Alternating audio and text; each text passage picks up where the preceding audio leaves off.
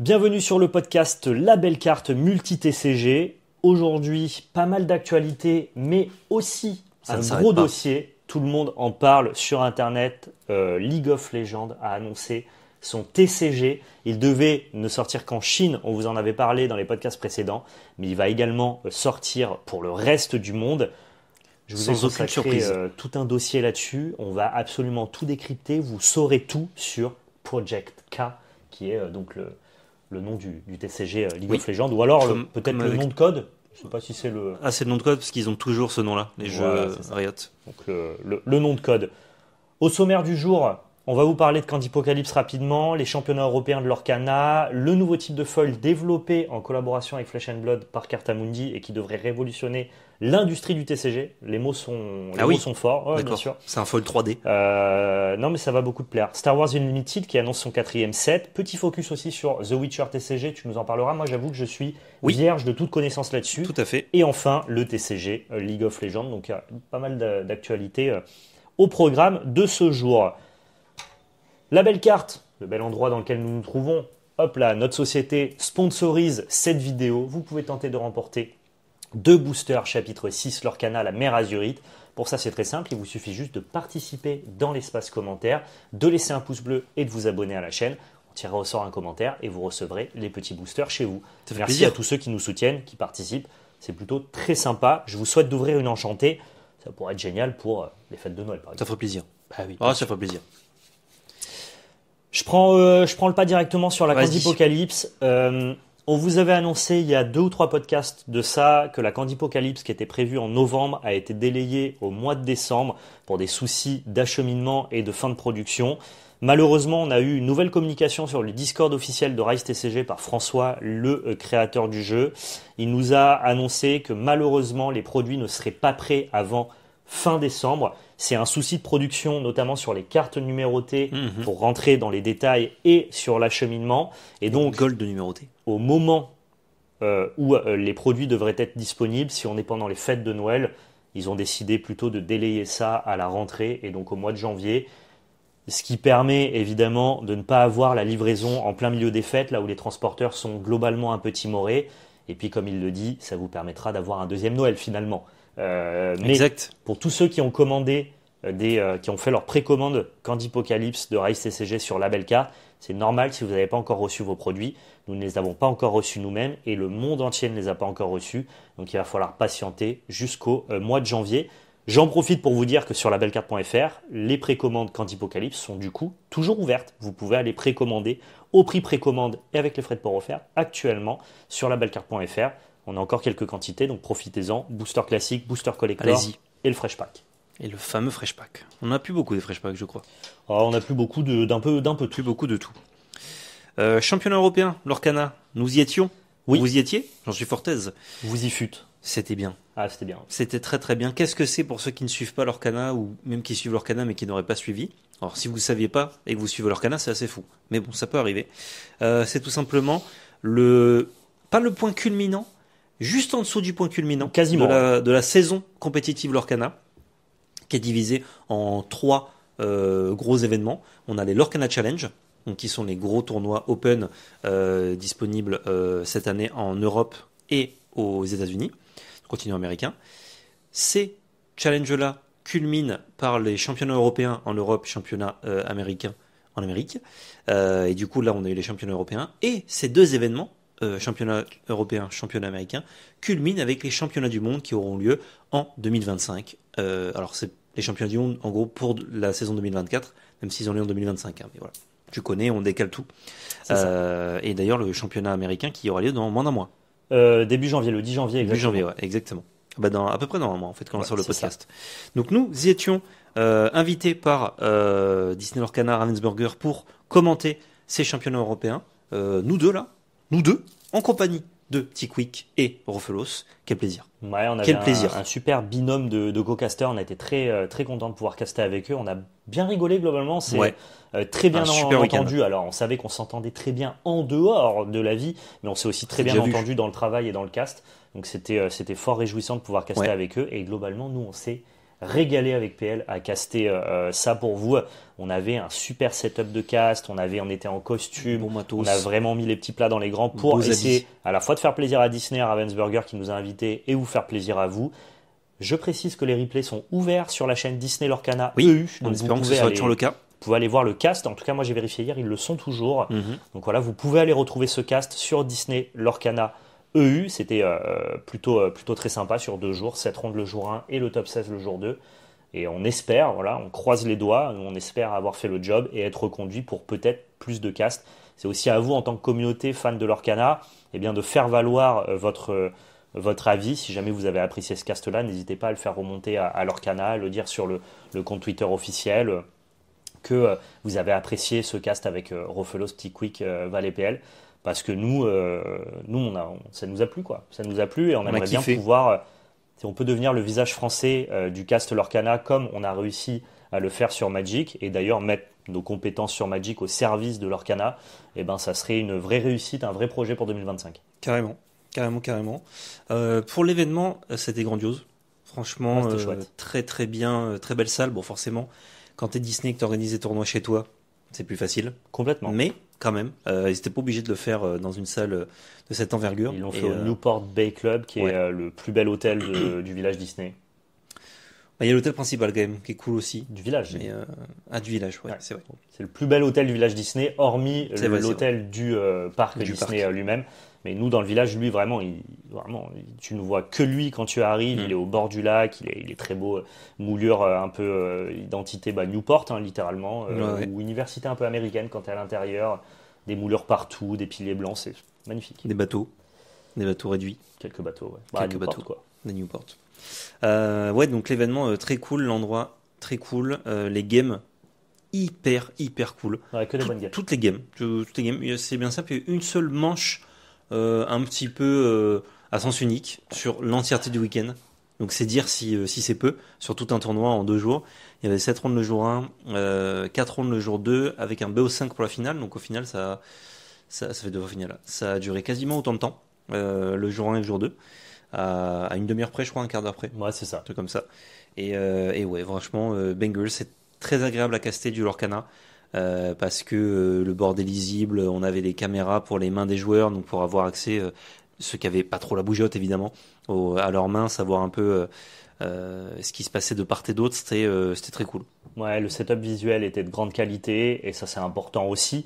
Nous, on a pu faire remonter en plus tout ce qui peut être amélioré, fort Ouais. de notre expérience Ils écoutent, ça fait plaisir. de 6 ans sur Magic. Il y a pas mal de choses qui peuvent, pour l'expérience joueur, être améliorées, notamment avoir des tables filmées en backup qui permettraient, au lieu d'avoir des temps de pause, d'avoir d'autres games à vous afficher. Voilà, je rentre pas dans les détails. Nous, on a fait un joli mail pour participer, montrer qu'on a envie et qu'on veut aider à démocratiser la compétition, en tout cas la retransmission de compétition sur Lorcana. Et il y a pas mal de choses qui peuvent être améliorées, mais en termes de setup, de technique et de visuel, franchement, ils étaient très hauts.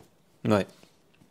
Non, C'est plus franchement, sur la masterclass, hein. fluidité du live et le fait de ne pas avoir tant de pause, d'avoir plus en dehors des games, d'avoir plus de choses à vous mettre sous la dent. Ça, ils peuvent encore un peu s'améliorer, mais ça viendra avec le temps. Et nous, en tout cas, on leur prodigue tous les conseils qu'on a, quoi. Ouais, Tout ce qu'on connaît. tout à fait. Donc ouais, comme disait Val, n'hésitez pas à aller checker le replay et nous faire vos retours. Et si vous avez vu en live ou si vous avez regardé le replay entre-temps, vous pouvez mettre vos retours en commentaire ici, Bien sûr. directement sous ce podcast. C'était vraiment très sympa. En parlant de l'Orcana Challenge, ça y est, l'Orcana s'ouvre aussi à des challenges dans la zone Océanie. Donc notamment, je crois que le premier a été annoncé en Australie, si je dis pas de bêtises. J'ai pas méga potassé l'information, mais c'est vachement bien. Ça veut dire que maintenant, il n'y a plus que l'Europe et il y a pas seulement l'Europe et les États-Unis. Ouais. Il y a aussi toute la zone Australie qui forcément avait aussi envie de jouer à l'Orcana, qui aura son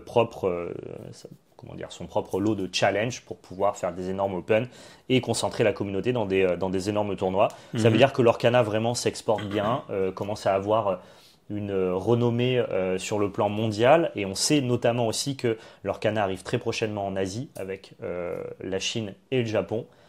Franchement, ça n'augure que du bon pour ce TCG qui, en 1 an et demi, a déjà pris la place vraiment dans le game du TCG d'une référence, quoi. On est presque à parler du Big Four maintenant. Il n'est pas sorti au Japon? Non, pas encore. Incessamment sous peu, Non, c'est parce là. que je peux peut-être ramener une boîte. si jamais. Je, Un malentendu. je sais pas si c'est déjà sorti, mais si c'est pas le cas, ça arrive. Ça arrive. Voilà, C'est dans pas longtemps. ça arrive.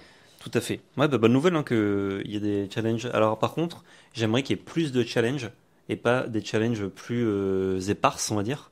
Parce que s'il y a toujours autant de challenges, donc 8 sur l'année, mais Non, dans je pense plus pas. de régions, Alors, ça veut dire qu'en tant que joueur, tu as moins de possibilités, ou en tout cas, il faut beaucoup plus voyager pour en faire. c'est pas comme ça qu'ils l'ont communiqué. Je crois qu'ils ouvrent juste une autre zone de challenge. Ok, Ça me Ouais, paraîtrait. j'avais vu l'info pour l'Océanie, Ouais.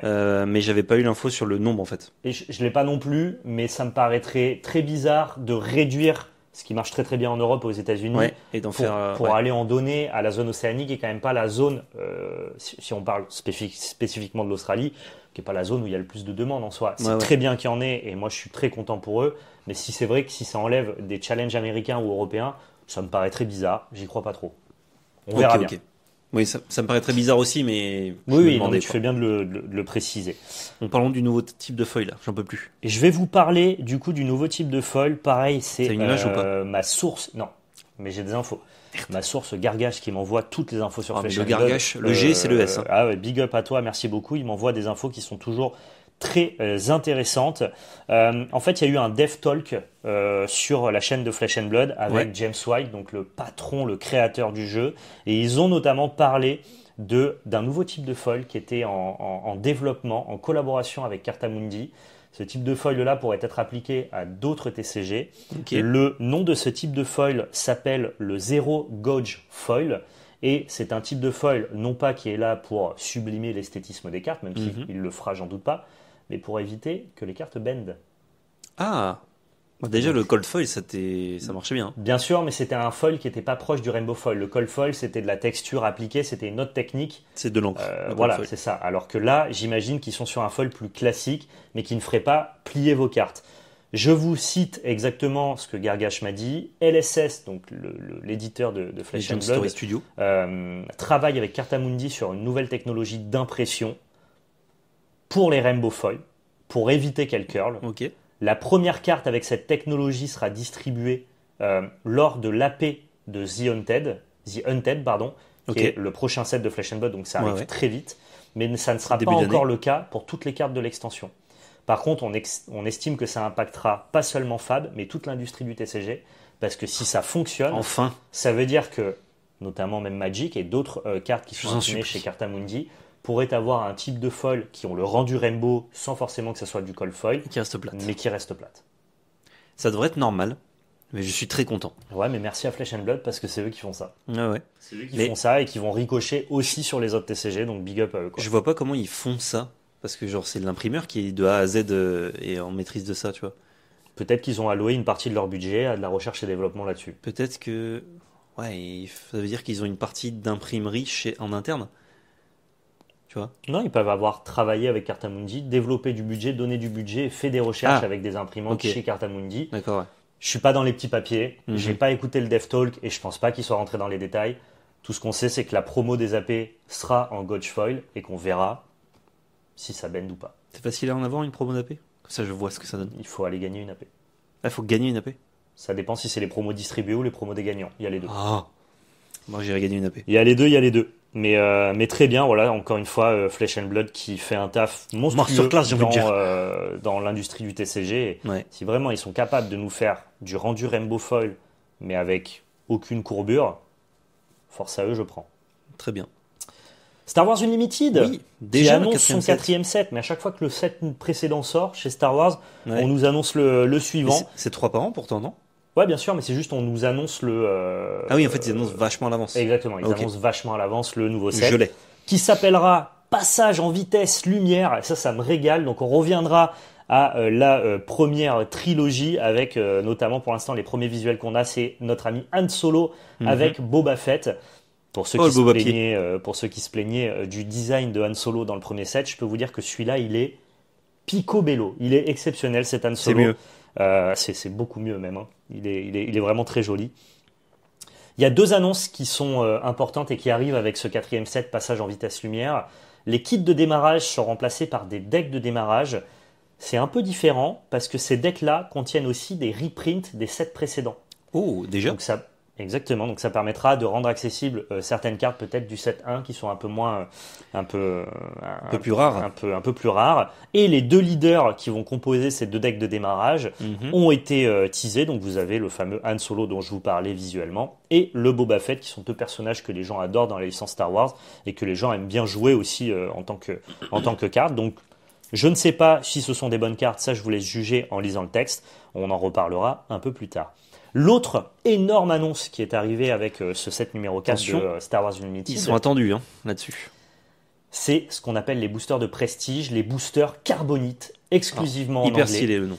Le nom est hyper stylé, la boîte de booster est hyper stylée, le booster est hyper stylé, globalement tout est hyper stylé. Qui sont des boosters collector. Ce sont littéralement des boosters collector à la Magic, donc une boîte de boosters avec moins de boosters, mais chaque booster qui contient que des cartes avec des raretés alternatives. Bien. Donc toutes les cartes sont foil ou hyperspace. Bien. Tu peux avoir de tout, également des showcases. Bien. Mais surtout, la nouvelle rareté prestige exclusive au booster collector. Évidemment, tu coco. Donc forcément, vous ne les aurez pas dans les boosters classiques. Cela dit, ils laissent les showcases dans les boosters classiques.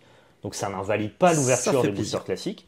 Tu auras toujours aussi les hyperspace foil. C'est juste que là, ton taux de drop est augmenté puisque ce sont des boosters collector et on ne sait toujours pas à quoi ressemble cette nouvelle rareté prestige. Et déjà que moi, je trouve que les showcases sont très réussis, alors là, j'ai hâte de voir ce qu'ils nous proposent avec le prestige. Tout à fait. Il précise, et c'est bien de le préciser, qu'aucune carte ne sera jamais exclusive à ces boosters. Obligatoire. Ce n'est que du skin, bien sûr. C'est évidemment un modèle qui est basé sur les collecteurs de Magic. Et maintenant que je vous ai hypé, je vais vous dire que je ne suis pas méga fan de l'idée. Mais comment ça ? Parce que je trouve qu'ils reprennent un concept qui est en train de desservir Magic, littéralement. C'est-à-dire qu'on est dans un spot où Magic n'arrive plus à vendre ses play boosters, au détriment de ses boosters collector. Oui, c'est vrai. C'est vrai. Si j'étais du côté de Fantasy Flight Games et des distributeurs de Star Wars, envie de vendre ton booster de jeu quand même. J'aimerais continuer à vendre mon booster de jeu et j'aurais juste développé la rareté prestige et je l'aurais foutu dans les boosters classiques. Ouais. Et je sais pas si regardez ce qui se fait à côté chez Magic, et je pense que la décision a été prise à l'époque où ils n'avaient pas forcément la data qu'on a actuellement. Et finalement, franchement, les boosters collector à Magic, nous on adore. Attention, j'adore le booster collector, mais justement, on l'adore tellement qu'en fait c'est un problème pour le jeu. Ouais, c'est vrai que vu que tu as de la commune co, c'est un peu dommage de. En fait, comme tu as tout dans ces boosters là. Si tu as les moyens, pas d'intérêt d'acheter du play booster si justement tu as les moyens. Si ton portefeuille TCG n'est pas restreint, et c'est le cas de beaucoup de joueurs de TCG, en fait tu n'as plus d'intérêt d'acheter des play boosters au détriment des boosters collector. Ouais. Et donc j'ai l'impression que prendre cette direction pour Star Wars, ça va leur générer un peu de hype, un coup de boost et compagnie. À court terme, c'est un super move et on va se régaler. On va vous ouvrir des boosters carbonites sur la chaîne évidemment. Faut en avoir. Et on va se régaler. Mais on va en avoir, on va se battre, on va demander, TKT. Mais à long terme, je pense que c'est un modèle qui est voué un peu à disparaître et que, à l'instar des autres TCG, il gagnerait plutôt à tout mettre dans le même booster et le vendre en masse, quoi. Ouais, je suis d'accord avec toi, c'est un peu tôt en fait. Soit c'est là dès le début, soit ça arrive plus tard. Là, c'est un peu tôt pour proposer ce genre de truc. Mais même pas, tu vois, Magic, ça arrivé 25 ans plus tard et je pense toujours que c'est pas une super. Pour le jeu, c'est pas une bonne idée, quoi. Ouais, mais tu peux. En fait, là, ils reprennent la formule Magic, alors que tu pourrais en faire un truc comme One Piece, PRB01, où justement, tu as énormément de bons reprints. Ouais, mais c'est pas pareil, là, c'était un set de reprint. Là, c'est juste que tous les sets maintenant vont être comme ça. PRB01, c'est des boosters collector.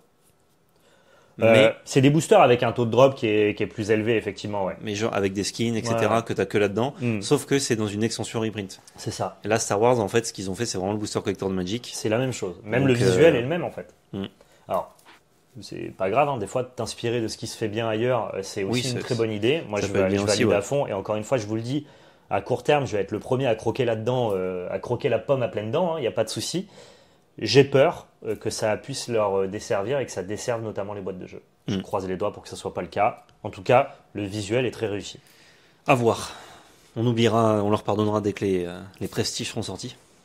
Ou pas. On verra. Ouais, connaissant... je veux dire, quand tes showcases sont de qualité, si tu envoies une prestige qui est moins bien que ça, moi je pense que les prestiges, non, je vais sauter au plafond, j'en suis persuadé. Ouais. Je me fais pas trop de soucis. C'est possible. Ça dépend des personnages aussi.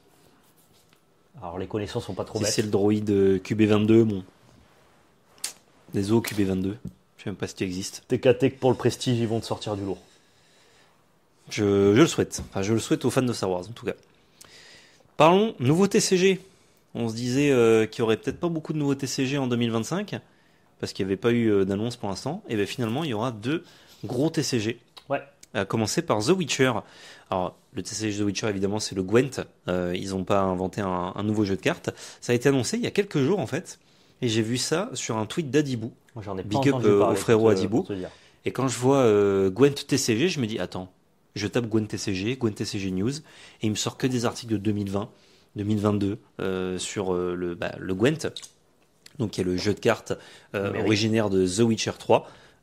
C'était un mini-jeu dans le jeu, qui a été élu plus gros jeu dans le jeu d'ailleurs, d'une franchise média.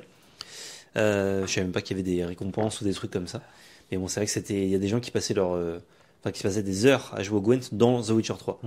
Et ensuite, ils ont sorti le Gwent sur PC, console, etc. pour y jouer de façon numérique. Et puis ensuite, ils ont discontinué le support avec très peu ou plus de nouvelles cartes, juste un peu d'équilibrage, je crois. Et du coup, le jeu était plus ou moins dead. Et là, du coup, je suis tombé sur un article d'IMDb qui reprenait un article de fandomwire.com. Alors, vraiment, fallait la chercher la news. Bien joué à Dibou pour être tombé dessus. Et donc je suis allé voir ça. Et effectivement, en 2025, donc 3e trimestre 2025, en magasin directement en LGS, on aura le Gwent qui arrive. Il y a déjà une grosse boîte de jeux. Je vous afficherai ça, qui est dispo. Est-ce que je peux te la montrer? Non, je peux pas zoomer. Bon, c'est ça en gros. Et ça fait pas de deck, ça fait gros jeu de société. Ouais, c'est plutôt jeu de société. Ouais. Et j'ai pas beaucoup d'infos là-dessus, mais il arrive avec 400 cartes. Tout de suite, okay. Il reprend le Gwent, enfin c'est littéralement le Gwent, il n'y a pas de galère, il n'y a pas de rework ou quoi d'annoncer, c'est le jeu mais qui sort en TCG. D'accord. Sauf qu'avec 400 cartes, c'est un peu bizarre la façon dont ils en parlent, j'ai l'impression que ça va être une boîte avec toutes les cartes en fait, un peu en mode CCG. Donc pas un TCG. Après, ils peuvent faire une grosse sortie comme ça pour que les gens récupèrent les cartes et avoir des extensions TCG, sauf que ta première extension, tu la récupères d'un bloc, ce qui serait du jamais vu. Et ce qui pour le coup est pas mal parce que tout le monde a le jeu. T'as le jeu complet de base, tu vois, t'as ton core set et ensuite tu complémentes avec des extensions TCG. Et j'ai pas d'autres infos là-dessus, c'est juste que la boîte qui montre, je la trouve, enfin elle a l'air grosse, tu vois. C'est pas un booster. En termes de business, on sait que les CCG marchent pas parce que ça rapporte pas d'argent, quoi. Alors ils ont bien dit c'est un TCG, hein, attention. Ouais. Non mais c'est pour ça. Mais le premier produit pourrait être sous forme de CCG. Sortir le premier produit sous forme de CCG, du coup ça te fait pas rentrer l'argent que t'as envie pour ton premier produit, quoi. Ouais. Je suis un peu étonné, interloqué même. Ouais. L'article parle, mais je pense pas que ce soit les mots de CD Projekt Red, donc qui est la boîte qui a derrière The Witcher, etc. Ouais. L'article parle de concurrence avec LoL. Je pense que c'est simplement fortuit parce que ça sort en 2025, mais que c'est pas CD Projekt Red qui dit ouais nous on sort le jeu comme ça on les concurrence. Ils savent très bien qui c'est en face. Ouais. Même si ils ont un jeu qui a déjà fait ses preuves et qui a été discontinué non pas par manque de succès mais pour d'autres raisons. Alors que Runeterra, pour le coup, c'est un peu un des seuls projets LoL qui a été avorté. Enfin, pas avorté, mais qui a été discontinué et rework. Donc à voir. Grosse annonce en tout cas, avec une image de produit et tout, de la part de Witcher Games sur X. Là, moi, comme ça, j'avoue que je suis pas méga... ça m'emballe pas de fou. Hein. Je trouve que pour un effet d'annonce, c'est assez low, tu vois. Genre, il n'y a pas une grosse annonce à la League of Legends, on arrive avec une vidéo et tout. Là, comme tu le dis, on a peu d'infos, une boîte qui ressemble plus à du jeu de société, et en plus, on nous dit qu'il n'y a pas de rework, ce sera le Gwent, quoi. Ah oui, mais littéralement. Mais après, il n'existait pas, le Gwent. Ouais, tout à fait, mais... En carton. C'est Hachette Board Game qui s'en occupe. Ok. Et pour en tout cas la release US et UK. Et ils affichent un prix de $40 aux US et 44 pounds au Royaume-Uni. Je sais pas quoi en penser. J'ai peur que, entre guillemets... On peut déjà précommander apparemment. J'ai peur que, en fait, pour surfer sur des mots-clés d'internet, ils aient mis le titre TCG, mais que ça n'en soit pas un. Moi, c'est ce que je pense en déduire, mais... De ce que je vois, ce n'est pas un TCG, et même en termes d'annonce, j'en ai entendu parler nulle part. Ouais. Et là, l'annonce est quand même un peu low, tu vois. À moins que l'article, parce que je vous dis, pour trouver l'article, déjà t'as été te battre, mais ça en dit long sur la popularité de ce projet. Peut-être que l'article que je cite n'est pas complet, peut-être dit des conneries ou quoi. Si vous avez Ou que plus j'ai mal d'infos, compris. ça m'intéresse. Si vous avez plus d'infos, mettez-les dans les commentaires. Apparemment, on peut déjà précommander. Donc attends, je vais essayer d'aller voir. Parce Ouais. qu'après, c'est pour comment dire, c'est pas pour l'Europe, les précommandes. Donc C'est que pour les c'est États-Unis pour Royaume-Uni, l'instant. États-Unis. Ok. Et ben, je suis sur le site d'Hachette et il n'y a pas de précommande là. Press release. C'est tout. Ok. Ça a mis 10 ans en tout cas à arriver. Et ils mettent bien TCG dans Hachette Board Game. J'ai pas l'impression. Non, je crois pas. Il n'y a pas le mot TCG. Bon, si vous avez plus d'infos, vous n'hésitez pas à nous les partager. Et évidemment que nous, dès qu'on aura plus d'infos, on vous en parlera. Désolé notre pour côté. le côté incomplet, mais c'est Internet qui est pas complet. Donc, Ça a l'air assez peu complet. En tout cas, moi, je confirme, je fais beaucoup de veille multi-TCG, un petit peu sur tout ce qui se fait. J'en ai pas entendu parler. Donc, c'est que la communication est quand même pas très Franchement, c'est Hachette Board Games qui s'en occupe. Donc je pense qu'ils ont tourné ça en board game avec 400, apparemment pour $40, t'as 400 cartes dedans et un playmat. Ok, bon, donc c'est du CCG. Donc je pense que c'est un CCG. Ça reste cool quand même. Parce que Oui, beaucoup oui, de gens bien sûr. adorent le truc. Bien sûr, bien sûr. Mais vu qu'il y avait des extensions, qu'il n'y aura pas là-dedans, je me demande si, une fois que tu as ça, tu peux compléter avec des extensions qui vont sortir, ou si c'est juste une volonté de sortir le jeu. Et voilà, tu peux jouer au Gwent et fin. Moi, mon avis, c'est que c'est du CCG et que ça sera pas du TCG. C'est d'ailleurs pour ça que j'en ai pas trop entendu parler dans ma veille. Cela dit, pour les fans de The Witcher, c'est trop bien. Donc, mettez-vous une petite alerte, renseignez-vous si jamais vous voulez récupérer la boîte de jeu. Ouais. Pour le coup, il y a du bon à croquer, je pense. 400 cartes à 40 euros, enfin, ça doit être 45-50 euros avec les taxes. Franchement, c'est cadeau.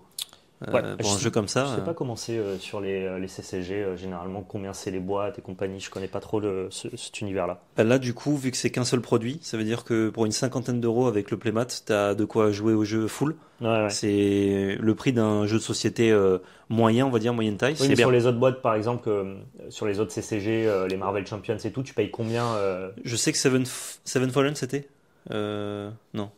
Le jeu un peu écolo qui était français. Ah oui, qui était aussi un CCG. Il y avait une partie CCG, ouais. C'était un peu différent. Tu pouvais commander tes cartes à l'unité à l'éditeur. Ah, mais t'avais des box où en gros dans ta boîte de booster t'avais forcément des d'accord, playsets ok. ou quoi, mais dans des boosters. Ok. Je crois que c'était plus cher. Je crois que c'était une centaine d'euros pour les extensions. Ok. Bon, bah, les fans c'est pas cher. de The Witcher, foncez là-dessus. Projet K, maintenant. Project K, donc le nom de code évidemment du TCG de League of Legends. On vous en avait parlé, ça avait été annoncé pour le public chinois. On s'est dit peut-être c'est bizarre. Je veux dire, m'est avis que ça va pas rester qu'en Chine. Et en plus de ça, sortir League of Legends dans un marché qui n'est pas forcément le plus gros marché TCG, alors qu'en Europe et en Asie et aux États-Unis, en tout cas au Japon, le TCG c'est la norme. Justement, c'est presque petit joueur pour eux de ne pas s'attaquer à ce marché-là. Deux raisons. Est-ce qu'ils ont envie justement d'attaquer un marché où il n'y a pas de TCG pour prendre le lead là-dessus, ou justement, et en même temps, ils avaient un peu peur, tu vois, en mode pas les épaules assez importantes pour aller se battre contre les autres TCG. Non, ça reste League of Legends. On est chez Riot Games, on va sortir en sortie mondiale. C'est juste que on fait d'abord une sortie en priorité début 2025 en Chine. Ils ont bien dit début 2025. Dès janvier-février, là, vous avez Project K qui sort. Mais ça, ils en ont déjà parlé. En Chine, bien sûr. Il y aura un système évidemment bien fluide, impression, distribution, tout est déjà calqué, ils ont déjà leurs partenaires, mise en place de tournois locaux. Alors, ils ont déjà leurs partenaires en Chine. Oui, bien sûr. Parce que justement, ils recherchent des Je partenaires. parle que pour la Chine pour l'instant. Ah ouais. Je parle que pour la Chine, mais disons que pour la Chine, ils ont déjà l'envie Oui, c'est carré. de faire des tournois locaux. Tu vois, ça a été annoncé, on a du compétitif 1v1. Bien que le jeu ait été pensé à la base en multi. Pour ceux qui sont très curieux, vous en saurez plus très prochainement parce qu'il y a une présentation du jeu et notamment des premiers decks au tournoi TFT Macao Open en décembre. Donc ça veut dire que nous, on aura des visuels. Pas longtemps. On aura vu à quoi ressemblent certains decks. On aura peut-être même, entre guillemets, quelques retours sur le gameplay. Et donc, on vous en parlera dans le podcast de la rentrée. Voilà, faut attendre que cet Open TFT soit joué. Je ne sais pas quand est-ce que c'est joué, mais visiblement en décembre, donc ça devrait pas tarder. Ils l'ont annoncé, c'est un jeu qui a été conçu dès le départ en multijoueur, mais qui mettra l'accent sur le 1v1 compétitif. Moi, je trouve que c'est une décision qui est étonnante parce que, c'est-à-dire concevoir ton jeu en multi dès le départ, je pense que c'est un scam, c'est une erreur. En tout cas, c'est une fausse piste. On sait que le gars qui a voulu mettre ça en place chez Riot, c'est aussi un gars de chez Magic et qui du coup voit le succès de Magic Commander Multi. Mais Magic et Commander Multi, c'est l'exception qui confirme la règle. C'est C'est pas censé marcher. c'est l'exception de Magic et ça a marché parce que ça a mis des années avant de se mettre en place. Ça a été d'abord une communauté un peu underground qui a réussi justement à se faire entendre et à créer ce format-là. Je pense qu'un jeu et qui veut arriver directement sur le secteur du multi-TCG a vocation malheureusement à se planter pas du multi-TCG, pardon, du multijoueur, a vocation un peu à se planter sur cet aspect-là. Par contre, ils sont quand même pas bêtes, hein. Ils mettront l'accent sur le 1v1 compétitif et ça, j'ai assez peu de doutes sur le fait que ça réussisse, quoi. Tout à fait. Ouais. Mais je suis très étonné d'arriver et de dire notre volonté c'est de faire un jeu multi. Il y aura du 1v1 compétitif, mais on fait un jeu multi. Ouais. Les poulets, faites l'inverse. Même dans la vidéo de proposition, ils te parlent d'abord du 1v1. Bah oui, Ensuite, c'est logique. ils te disent il y a le multi en free for all ou en coopération, enfin en équipe. Ouais. Ce qui pour moi est tout à fait logique puisque si ça s'inspire et que ça vient de LoL, c'est du 5 contre 5, du 3 contre 3, donc normal. Et pendant qu'il te parle du multi, il y a quelqu'un qui te dit oh oui mais il est aussi très compétitif en 1v1 hein, pendant pour le segment multi. Et parce qu'ils ont peur justement de se planter comme communication. Ils ont peur de se planter sur l'arc multi en fait. Mais en fait, ils font du 1v1 et ils disent et on peut aussi en faire multi. Et quand ils font du multi, ils font et on peut aussi en faire en 1v1. Pour être sûr Dans de une même parler vidéo de 3 minutes. pour être sûr de parler à toutes les communautés. Moi, mon avis, c'est que ton TCG sort le 1v1, fait le fonctionner en 1v1, et petit à petit, les communautés vont s'emparer des projets multi. Et si ton jeu il est designé et pensé pour le multi, t'inquiète, la communauté elle va s'y mettre naturellement. Mais de l'annoncer direct comme orienté multijoueur, je pense que ça peut desservir un petit peu le propos. C'est pas très grave. Cela dit, l'accent sur le 1v1 compétitif a été mis en place. Moi, ça me va très bien. Je regarderai ça d'un œil très curieux. Ils ont dit que c'était un gameplay qui avait été pensé pour les fans de LoL et pas spécifiquement que pour les fans de TCG. Et donc ça, c'est vachement bien si on veut attirer un nouveau public. On sait notamment que Arcane fait une belle transition vers le jeu vidéo. Donc peut-être que Arcane va faire une belle transition aussi vers le TCG. Je pense qu'ils vont reprendre des personnages de Arcane pour la sortie du jeu. Donc ça, c'est plutôt malin. Il y a quelques indiscrétions qui sont tombées lors de cette vidéo. On dit que les decks sont inspirés du style de jeu des champions de LoL. Par exemple, alors moi je connais pas les personnages de LoL, mais je vais vous dire ce qui a été traduit. Hein. Le deck Victor se base sur l'amélioration progressive des petites unités. Le deck Volibear. C'est bizarre. C'est bizarre. Et il fait pas du tout ça, Victor. Donc je ne sais pas pourquoi. Le deck Volibear est orienté vers une domination agressive. Le deck Yasuo est équilibré entre le contrôle et l'agression. Ouais. Ça va être mon gars, ça. Les deux derniers trucs, c'est. Et normal. Le deck Jinx met en avant le chaos avec une tempo rapide typique d'un jeu aggro. Ça me paraît très, de ce que j'ai vu de Arcane, très flavor avec Jinx aussi. Ouais, ça colle. Attention, Yasuo, les joueurs de Yasuo dans LoL, ils sont catégorisés, voilà. Ah ouais ? Ok. C'est c'est les joueurs de Yasuo, quoi. En tout cas, qu'ils aient réussi le flavor ou pas, ils ont quand même vraiment envie que tu retrouves tes sensations, en tout cas que tu puisses t'identifier à la manière que tu as de jouer le héros dans LoL, que tu puisses, entre guillemets, avoir cette même sensation quand tu joues le TCG. Et ça, moi, je trouve ça très bien que si tu adaptes un univers, fais pas un TCG qui parle aux joueurs de TCG, fais bien un TCG qui va régaler les joueurs qui connaissent LoL. Ça, c'était important pour nous que ça fonctionne un peu comme ça. Ça a l'air d'être leur ambition. Maintenant, on passe à ce qui a fait le plus parler, évidemment, le débat sur les visuels. Il faut savoir que les fans de League of Legends n'ont pas spécialement trouvé à redire. C'est normal, ils n'ont pas un œil curieux sur le multi-TCG. Ouais. Par contre, la communauté TCG a fustigé le visuel des cartes, notamment sur Reddit. Le game director et designer director de chez Riot Games a dû répondre pour tenter d'apaiser la colère des joueurs. C'est dur. Je le cite. Salut les amis, nous constatons beaucoup de frustration concernant le visuel des cartes dans la vidéo d'annonce de Project K et je voulais vous faire savoir que nous vous entendons et que nous continuons à travailler pour que ces cartes soient visuellement géniales. Donc ils ont l'air plutôt confiants quand même. Ouais. C'est vrai que pour l'instant ce qu'on a vu c'était seulement des cartes communes et peu communes j'imagine. Et pour moi, tu ne dois pas juger la qualité de ton jeu spécifiquement sur ces cartes-là. Attendons de voir les cartes de collection et les autres raretés. Tu as déjà des raretés qui ont été montrées. Mais je pense qu'ils n'ont pas montré les raretés. Ah non, pas les grosses raretés. Exactement. Mais est-ce que tu as vu, j'espère que je peux vous l'afficher ou que tu me trouveras les photos. Ouais. Est-ce que tu as vu les avec un fond coloré, avec le personnage en avant? Je pense que j'ai tout vu, ouais, mais il n'y a rien qui m'a transcendé de ce que j'ai vu pour l'instant. Si la carte de base était comme ça, le jeu serait hyper joli. Probablement. Mais c'est genre, t'as pas vu genre Vi, par exemple? J'ai vu plein de trucs, mais je me suis pas du tout arrêté sur ça. Ok. Mais moi j'ai vu du coup 3 cartes. Je me rappelle plus qui étaient les personnages, mais bon voilà, si je retrouve, ils sont affichés quand j'en parle. Et justement, ces raretés-là, j'étais en mode, c'est pas mal. Hein. Ouais, en fait, ce que les gens ont vraiment trouvé à redire, c'est la carte de base est moche. La carte de base est très moche et c'est celle qui est le plus mise en avant dans le trailer. One Piece, mais sans aucun travail. Ouais, voilà, La c'est carte ça. de base Donc, de One Piece LED.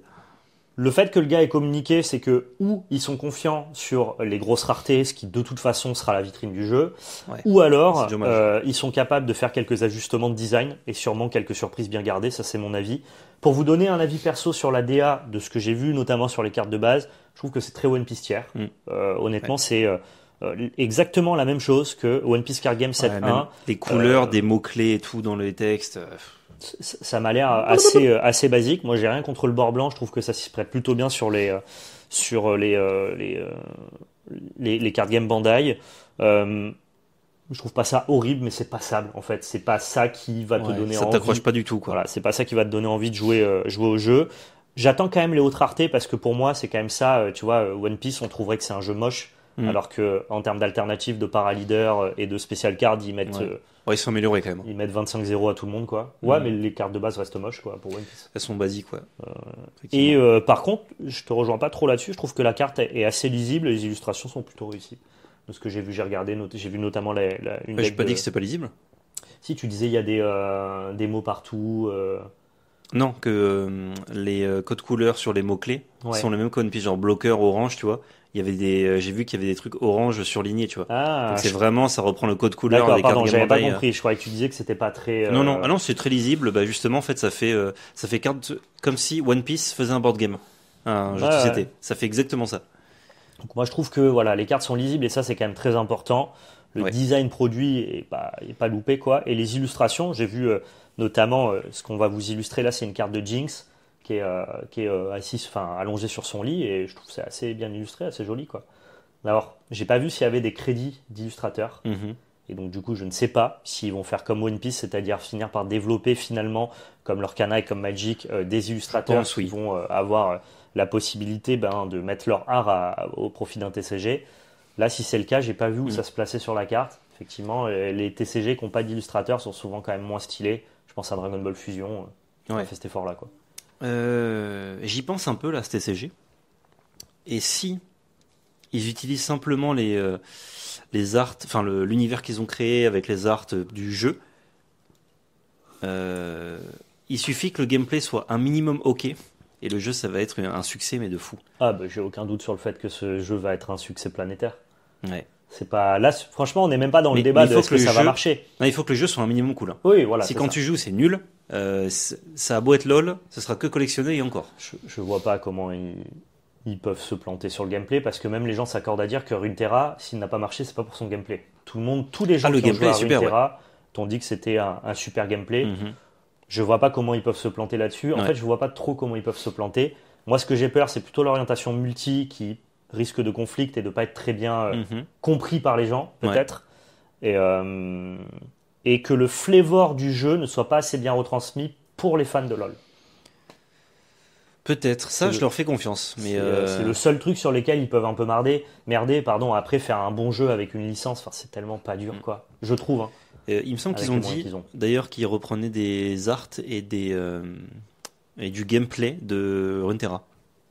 Et ils ont Pour tout le à fait jeu. raison de le faire. Hein. Donc ils ont dit, c'est pas Runeterra le TCG, c'est LOL, mais il y a forcément des inspirations de Runeterra dedans. Tout comme Hearthstone avait repris des inspirations de Warcraft War. TCG. Ouais, ouais. Ça me choque pas du tout. Donc maintenant, ce qu'on en pense, vous venez de l'entendre. Hein. Je suis persuadé que ça va être un banger absolu. Ah ouais. Euh, Franchement, si ça rate ça, je serais le premier étonné. Ils ont les structures et les fonds pour ne pas rater. Et je pense que ça fait partie, et nous c'est ce qu'on aime, de ce genre de TCG qui peuvent faire appel d'air vers des communautés plutôt gaming cette fois-ci. Là où Altert fait des appels d'air côté monde ludique, Lorcana fait des appels d'air côté famille. Mhm. Et ben là on est justement, je trouve que chaque TCG maintenant qui sort n'essaye pas de devenir le Magic Killer et de prendre la place dans la sphère TCG, mais au contraire de se créer, d'aspirer une autre communauté vers ce style de jeu-là. Et c'est comme ça que le gâteau TCG va augmenter, non pas avec de nouveaux TCG qui viennent pour prédater les autres, mais plutôt avec des nouveaux TCG qui viennent pour aspirer un public qui ne fait pas partie du TCG. Ouais. Et ça permet de grossir le gâteau. Nous, du coup, miam, miam, miam, miam, on mange très très bien. Bien mangé. Et hein. je Ça mange pense très bien que ici. la cible de ce TCG-là est la cible un peu gaming. Et je ne serais pas étonné de voir des gros influenceurs gaming en France Mhm. jouer à League of Legends TCG, tu vois. Ah bah oui. Alors, tu peux voir du Gotaga et compagnie croquer du carton, quoi. Les joueurs du TFT aussi, Les joueurs de TFT. forcément. Et donc, ouais, je pense que ce jeu a absolument tout pour exploser, quoi. Ouais. Belle promesse en tout cas. Belle promesse. On croise les doigts. Nous, on continuera à vous en parler, notamment à la rentrée, quand on aura vu un peu à quoi ressemblent les decks. Mais là, je suis déjà en train de m'imaginer s'ils font mes persos préférés là, de LoL. Je pète un plomb en fait. Et je reviens très vite fait, ça m'intéresse. Tu disais sur Victor, il fait pas du tout ça. En gros, ça se base sur, c'est de la traduction, hein, l'amélioration progressive de petites unités. Et Victor, il fait quoi? Victor, c'est le gars qui, début de la saison 2, est complètement modifié, c'est ça? Ouais, c'est ça. Okay. Ouais, il se modifie lui, il modifie pas les autres, quoi. Ouais, en gros. Parce que moi, de ce que j'ai vu, il modifie aussi les autres. J'ai pas vu. Dans Arcane, je parle. Alors moi, j'ai pas vu la saison 2. Dans Arcane, il touche les gens, il modifie. Merci pour le spoil, du coup. Non, mais c'est pas un spoil. C'est le début, premier épisode, touche des gens, il modifie. Ah bah, j'ai vu les 2 premiers épisodes, j'ai pas vu ça. Je dormais. Ouais, je pense. Mais du coup, Victor, dans le jeu, je sais pas si t'as fini la saison ou quoi. J'ai fait les 2 premiers épisodes d'Arcane. Il ressemble pas du tout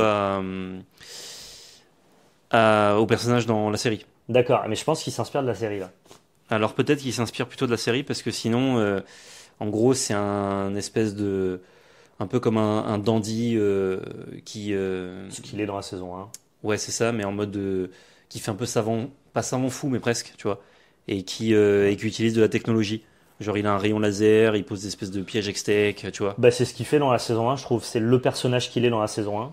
Oui, plus, ouais. Ok, d'accord. Et là, à mon avis, son gameplay, de ce qu'il raconte, ça a l'air de... Ah oui, ça peut se calquer sur la série, par contre. Ça a l'air de se calquer sur ce qu'il fait dans le... Après, je m'y connais pas beaucoup en lore, mais... Ce que j'ai vu dans les 2 premiers épisodes de la... Mais le personnage, je l'aurais mis plutôt en mode... pour faire un parallèle à Magic, genre Izet. Tu vois. Ok. J'aurais fait un truc plutôt Izet, alors que là, on dirait un truc Célestia. Oui. Ok. Ce qui est pas du tout... C'est flavor avec ce que moi j'ai vu dans les 2 premiers épisodes de la saison 2, mais c'est vrai que si tu l'appliques à des mécaniques Magic, mais des fois quand on réfléchit comme ça marche pas. Oui, bah on connaît pas le gameplay du jeu, donc c'est sûr, mais... Tu vois, par exemple, à One Piece, c'est pas le bleu qui rampe, c'est le violet, donc...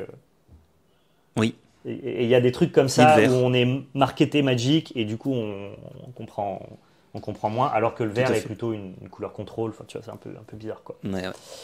Un peu zarbe. On verra, mais moi je suis prêt à péter les personnages que t'attends, du coup, ça m'intéresse.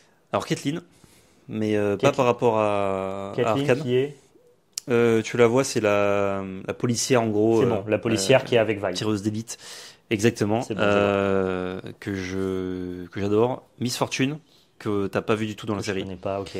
Miss Fortune, c'est un personnage de Bilgewater, c'est le côté pirate en fait. Okay, d'accord. Et Lux, qui est une espèce de petite sorcière de lumière, pareil que tu vois pas dans la série malheureusement, quoi. En tout cas, le lore a l'air d'être assez vaste pour pouvoir faire full d'extension. Mais je crois que là, il y a 150, je crois. 140 ou 150 de persos jouables. Oui, et après, tu as les personnages annexes dont on entend parler, mais qui sont pas encore créés. Enfin, pas encore tu peux faire quelques personnages jouables, quoi. Tu peux faire largement. Je vais te dire, Lux, donc il y a des skins, c'est pour les persos. Ouais. Lux, je crois qu'elle a un truc comme 20 ou 22 skins. Ok. Et il y a des skins, des fois c'est juste un changement de couleur, et des fois c'est en mode luxe commando, tu vois. Il lui arrivait un truc dans. Voilà. C'est Luke Skywalker des fois. Exactement, Luke Skywalker. Donc vu qu'avec un personnage tu fais tout autre chose, genre il y a plein de personnages qui ont un skin pool party, donc en mode ils sont à la piscine. Oui. Et ça, tu vois, tu peux faire promos, ça. Tu peux faire des promos avec ça. Tu peux complet, faire un autre gameplay, du coup. Je sais pas s'il y a des éléments, mais du coup plutôt du côté haut. Tu peux faire tout ce que tu veux tellement il y a de ressources déjà dans le jeu. Donc vraiment, si ça marche, ils peuvent nous filer à bouffer. J'étais pas hypé, je suis hypé. Voilà. Mais en même temps, ils bien sont joué, bien joué Arcane, qui de toute façon roule sur l'industrie du dessin animé. Fortiche Studio. Ouais, les Français. Cocorico. Cocorico. Très très fort. Trop fort. C'est la fin de ce petit podcast. On espère qu'il vous a régalé. Pas de quiz. Moi j'ai adoré. On réserve un super quiz pour le podcast hors série de Noël, donc n'hésitez pas à le regarder. Tu peux me le refaire. Je te le refais maintenant. Et n'hésitez pas à aller voir le podcast Magic, où on a décrypté l'actualité de Magic, si jamais ça vous intéresse aussi également. Tout à fait. On vous laisse là. Des bisous. Et surtout, n'oubliez pas, c'était de la belle magie.